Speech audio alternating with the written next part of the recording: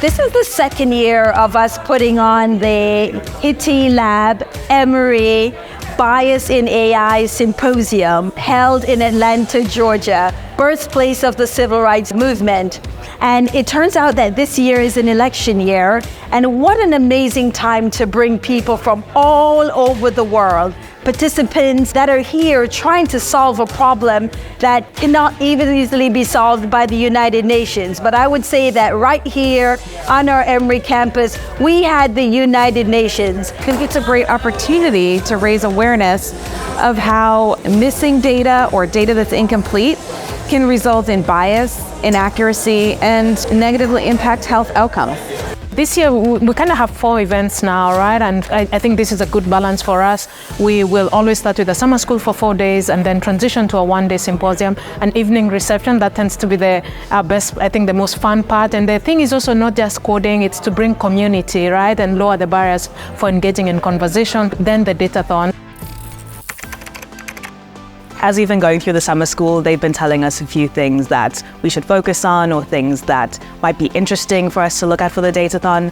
So it's already got us thinking of ideas of how we want to approach things, what kind of data we want to use. So that's been really great, and I'm super excited to get into the Datathon. I'm actually getting way above what I was expecting because of the way they teach it and all the skills, all the techniques that have been shown, which makes it more amazing and even interesting. One thing that I learned from the summer student is that every big decision you make should be a joint decision, especially when you need to consult with other domain experts, because every step you make, every decision you make will eventually have a great impact on other people's life.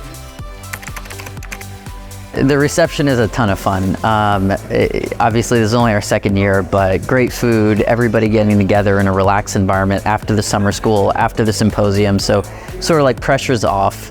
We have culture unique dance groups come in. So last year we had a group from Africa. This year we had a Mexican dance team.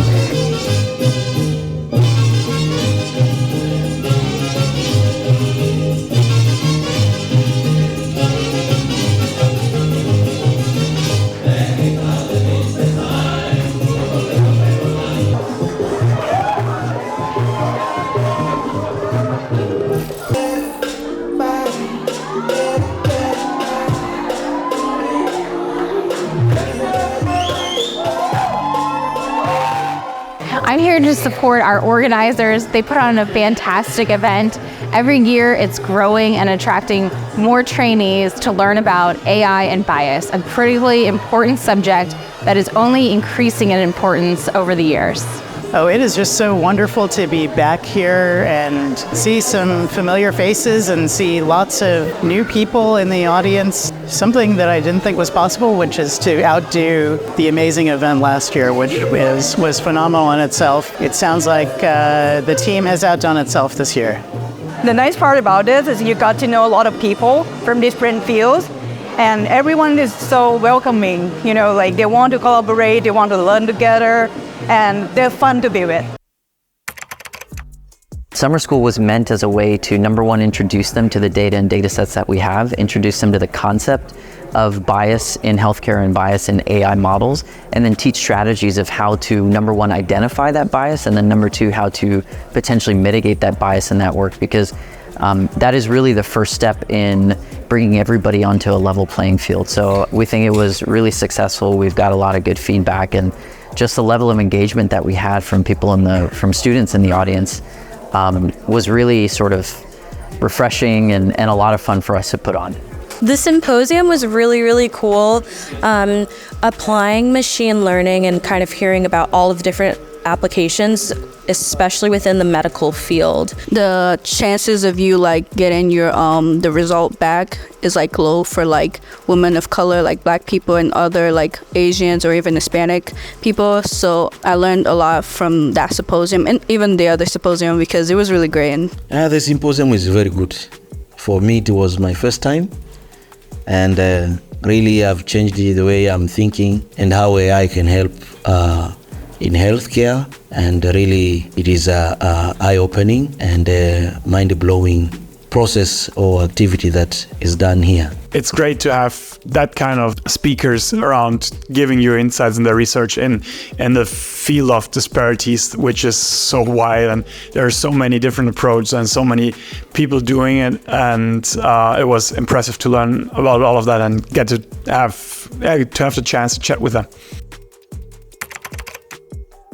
Well, so far we have been discussing a lot. We are split in two main teams, the imaging team and the tabular data team. And yeah, we have split the work. Our questions have been evolving with time. So we started with more open questions, and thanks to other people that have been passing by and helping us with ideas, we have narrowed them down to this point. So I just want to say that I have the best team. And that's it.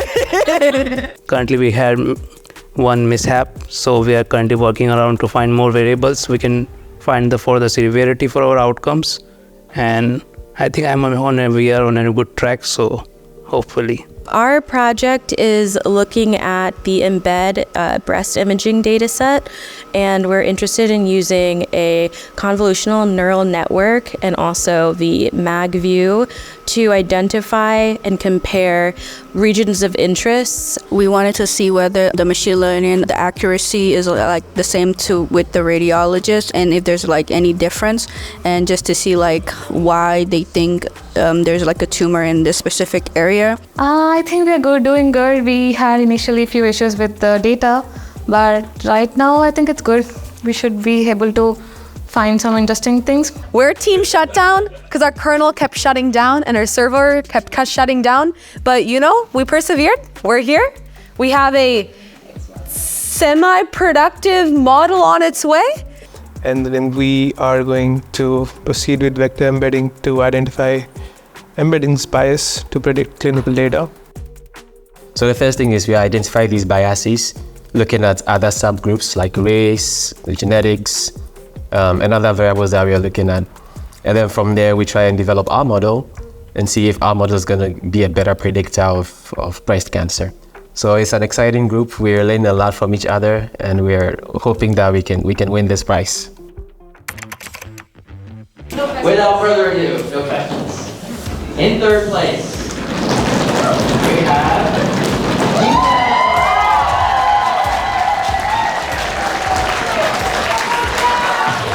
all right, in second place, Team 5.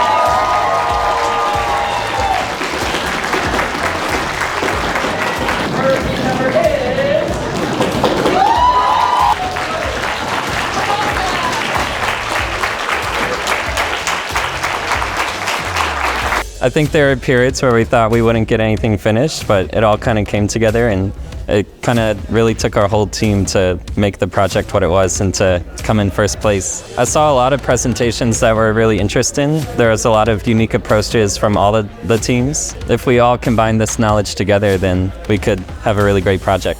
I think the favorite part of the event is the lunch. I'm just kidding. I think the funny part is like the part that we discover what project we want to do, because there's several different ideas pop out just like during the process. The others project showing up. Yeah, I think that's the thing I find most interesting. And the dance party. Yeah, and dance party. For somebody's trying to start into data science, health data science especially, it's a really, really good opportunity. It just pushes you to learn, pushes you to grow. I really learned a lot right from the summer school into the Datathon, applying all these knowledge that we've gained. I think it was fantastic. I learned a lot of things this year, something new. The party was awesome. The summer school was great. And also I must mention that this year the meals were great. Like very, very, very great. What's really inspiring is seeing people who were once afraid of some of the technical aspects of working in AI and machine learning. You kind of see this kind of flicker of light in their eyes that it actually isn't, number one, is scary, but then also they feel they're uniquely positioned to kind of contribute. We got to see some talents in networking and mentoring, but we also saw some talents in dancing. And that was also amazing.